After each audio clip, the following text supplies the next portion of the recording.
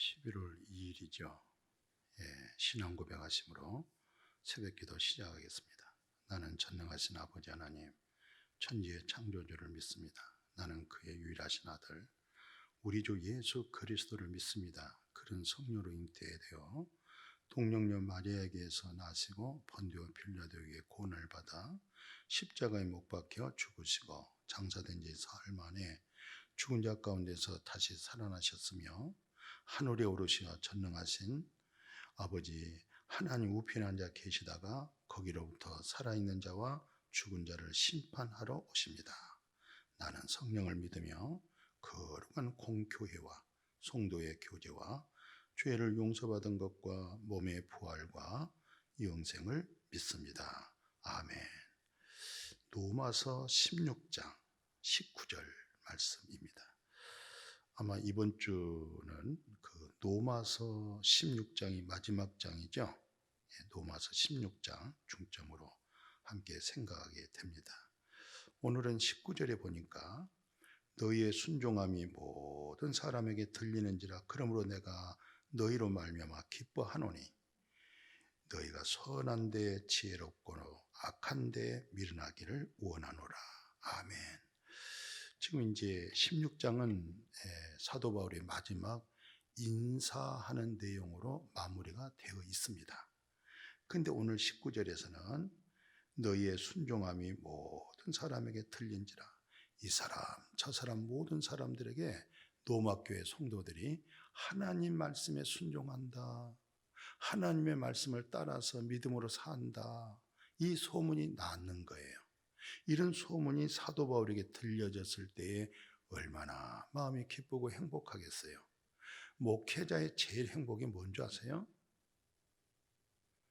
하나님의 말씀 진리 가운데 행한다. 아목의 성도가 진리 가운데 행한다. 아목의 성도가 하나님의 말씀에 순종하고 말씀의 믿음으로 살아가고 있다. 참 그것처럼 놀라운 기쁨, 놀라운 평안 없습니다. 많은 가난한 중에서도, 환난 중에서도, 육신의 고통의 아픔 속에서도 진리 가운데 행한다는 거예요. 진리의 말씀으로 잘 이겨낸다는 거예요. 얼마나 목회자의 마음이 흡족합니까? 최고 행복한 거죠. 오늘 사도 바울이 그런 뜻이잖아요. 너희가 진리 가운데 너희들이 말씀 속에 너희들이 다 순종한다고 하는 이 말이 이곳저곳에서 틀리니까 오늘 말씀 그대로 기쁘다는 거예요. 기뻐하노니 너희가 선한 데는 지혜롭고 악한 데는 미련하기를 원한다 그랬어요. 그렇습니다. 선한 데 지혜로워야 됩니다.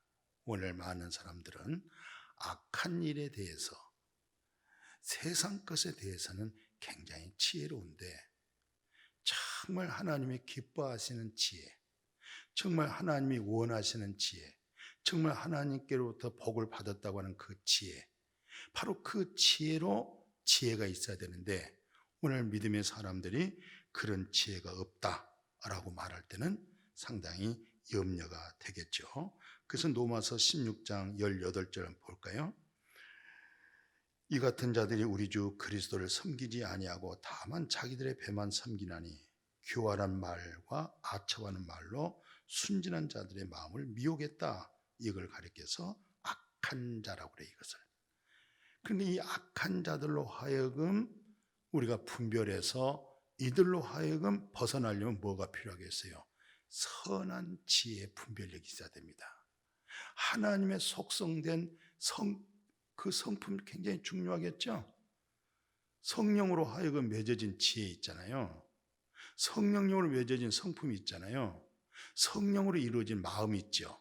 바로 그 지혜로 하여금 이런 사람들을 우리는 분별해야 되고 이런 데서부터 벗어나야 되고 이런 데서부터 우리는 같이 연합되어 있어서는 영적인 손상이 있을 뿐만 아니라 많은 하늘문이 닫혀버리니까 마음이 어두워져 버린 거예요. 이런 측면에서 오늘 19절에서는 선한 데는 지혜롭고 악한 데에 대해서는 미련하라 이렇게 말씀하고 있죠. 그러니까 악한 자들에게서는 우리가 어떻게 되겠어요? 예, 악한 것에 대해서는 아이고 미련하기 짝이 없어요. 그러나 선한 데 있어서는 아주 지혜로운 거예요. 그러나 이거 거꾸로 어떤 사람들은 악한 것에는 지혜롭고 아주 선한 데에서는 정말 미련한 자들이 있어요. 우리는 선한 것에 대해서는 지혜롭고 악한 것에 대해서는 미련할 수 있도록, 그래서 선한 지혜로 하여금 악한 괴계에서부터 우리는 벗어나야 될 줄로 믿습니다. 그 솔로몬은 뭐라고 얘기하냐면 잠언서 그 3장 13절에서 18절까지 긴 얘기했어요. 지혜를 얻는 자와 명철을 얻는 자가 복이 있다. 예, 지혜를 얻는 것은 은을 얻는 것보다 낫고 그 이익이 정금보다 더 낫다. 지혜는 진주보다 귀하니 내가 사모하는 모든 것으로도 이에 비교할 수가 없도다. 그 오른손에는 장수가 있고 그 왼손에는 부귀가 있다. 그 길은 즐거운 길이요 그의 지름길은 평강이라. 지혜는 그 얻는 자에게 생명나무라. 지혜를 가진 자가 복되도다. 야, 지혜에 관한 말씀이 참 무궁무궁하죠. 그러니까 지혜는 하나님의 선한 것을 아는 거예요. 명철은 악한 데서부터 떠나는 거예요. 악에서부터 떠나는 것이 명철이고 지혜는 하나님 선한 것을 아는 거예요. 그러니까 그 지혜를 가지면은 그때 당시에 최고의 가치를 은이라고 그러는데 마침 지혜는 은을 얻는 것보다 낫다는 거예요. 그 이익이 뭡니까? 최고의 순금, 최고의 정금인데 외로 정금보다도 더 낫다는 거예요. 그게 뭐예요? 지혜입니다. 그 지혜는 진주보다 귀하니 내가 사모하는 모든 것으로, 이 세상에 뭘 사모한다, 돈을 사모한다, 권세를 사랑한다, 사랑을 사모한다, 어떤 것보다도 우리가 사모해야 할 정말 중요한 사모해야 할 일이 뭐예요? 지혜입니다. 이 세상에 어떤 것보다도 가장 최고가 뭐예요? 지혜입니다. 그래서 지혜는 여기 성경 말씀 이렇게 얘기하고 있어요. 어떻게까지 표현하냐면 그 지혜를 가진 사람은 그 지혜 가지고 있는 오른손에는 뭐가 있냐? 장수함이 있고 또 그 왼손에는 뭐가 있냐? 부귀가 있다. 그러니까 지혜, 오른쪽에 부귀가 있고 왼쪽에 지혜가 있다. 오른쪽도 지혜가 있고 왼쪽도 지혜가 있다. 이 사람 뭐예요? 오른쪽에도 장수하고 왼쪽에도 여기서 말할 때는 장수의 복뿐만 아니라 평강의 복, 그렇게 말씀해요. 오른손에는 장수가 있고 왼손에는 부귀함이 있다. 얼마나 놀라운 축복이에요. 장수하시다. 부귀가 넘친다. 누구에게? 지혜가 있는 사람. 그리고 이 지혜를 또 뭐라고 얘기하냐면은 지혜를 가지고 있는 사람의 지름길은 평강이라는 거예요. 그게 지혜를 통해서 우리가 뭘 얻어요? 평강을 얻는 거예요. 근데 이 지혜가 어디에 숨어 있어요? 예수 그리스도 안에 평강이 있어요. 그러니까 이 지혜를 얻어야 된다는 얘기잖아요. 한 걸음 더 나가서 여기서 뭐라고 얘기합니까? 그 지혜는 엄청난 말을 표현했어요. 생명나무라는 거예요. 생명나무는 나무 이름이 무슨 나무예요? 생명나무예요. 그럼 생명나무의 열매가 뭐예요? 생명이죠. 그러니까 지혜 있는 사람은 항상 그 입술에서 생명의 말씀이 쏟아지는 거예요. 생명을 얻게 하는 거예요. 생명이 누굽니까? 예수 그리스도시잖아요. 그러니까 예수 그리스도에 대해서 풍성하게 이 놀라운 지식과 명철과 지혜를 가지고 있는 거예요. 자, 예수님 말씀 한번 인용해 볼게요. 그 누가복음 5장 52절이 있어요. 누가복음 2장 52절에 보면 예수 그리스도가 성장하는 과정 얘기를 말합니다. 첫째는 신체적으로, 육체적으로는 키가 자라는데 속사람 봐보십시오. 예수는 지혜와 키가 자라가더라. 예, 그래서 하나님 그리고 사람에게 사랑스러워져 가는 거예요. 뭐가 있었어요? 지혜가 있어서. 이 지혜가 뭐예요? 예수님께서 나이 12살 때 엄마, 부모 손잡고 예루살렘에 가서 참 예배 마치고 집에 돌아가는 길에 어떤 일이 일어났어요? 누가복음 2장 46절, 47절, 그리고 49절 이런 얘기가 있어요.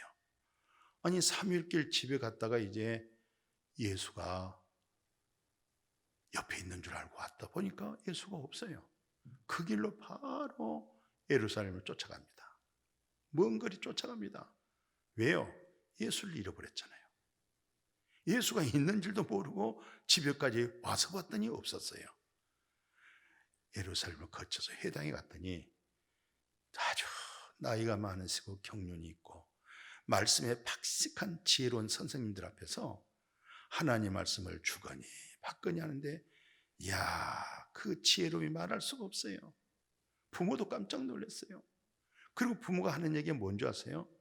우리가 너를 찾았건만 너 왜 여기 있느냐 그랬더니 예수님의 지혜로 말씀 좀 들어보세요. 엄마 아빠, 내가 아버지 집에 있는데 왜 나를 찾으셨어요? 근데 성경에서 뭐 한 줄 아세요? 그 엄마 아빠는 그 말귀를 못 알아들었어요. 그 지혜가 없었던 거예요. 예수님의 지혜는요, 내가 하나님의 집에 있다, 하나님의 말씀을 주거니 받거니 영생에 관한 말씀, 천국의 말씀, 이런 말씀을 나누고 있었던 거예요. 이것을 일컬어서 지혜다 그래 말해요. 그러나 아직 부모들은 지혜 말을 못 알아들어요. 마지막 예수님께서 마태복음 7장 24절 25절에 이런 얘기했어요. 예수 이름으로 뭐 능력 행했다, 권능 행했다, 예수 이름으로 귀신 쫓아냈다, 선지한 노릇 했다. 근데 예수님은 아니요라고 그랬어요. 아니요. 예. 예수의 말씀을 듣고 행한 자가 진짜라고 그랬어요. 그 행한단 말이 무슨 말이냐면 지혜를 얻어진 자, 예수 안에 있는 생명, 예수 안에 있는 선함, 예수 안에 있는 하나님의 나라, 그것을 회복하는 거, 그게 지혜예요.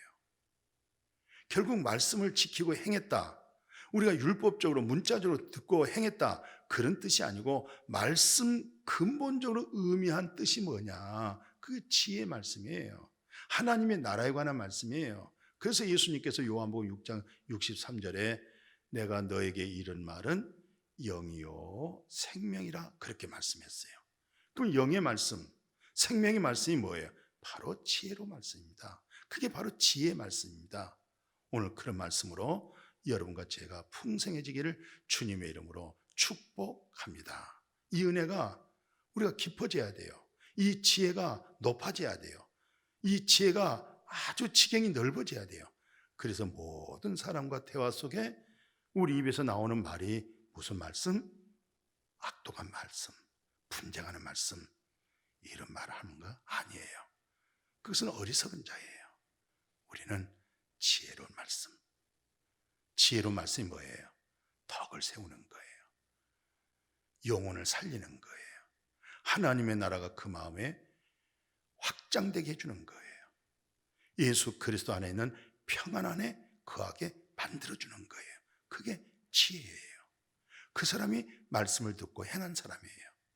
말씀을 듣고 행한다, 문자적인 지식이 아니에요. 말씀 속에 있는 생명, 말씀 속에 담겨져 있는 지혜, 말씀 속에 담겨져 있는 영생, 말씀 속에 있는 진리, 말씀 속에 나타나는 진리의 성령, 바로 이런 부분으로 영이요 생명이란 말씀으로 풍성해지기를 주의 이름으로 축복합니다. 아멘. 거룩하신 아버지, 선한 데에 지혜가 있게 하옵소서. 하나님만 선합니다. 하나님만 선한 그 선함으로 가득 충만한 지혜가 넘치게 하여 주옵소서.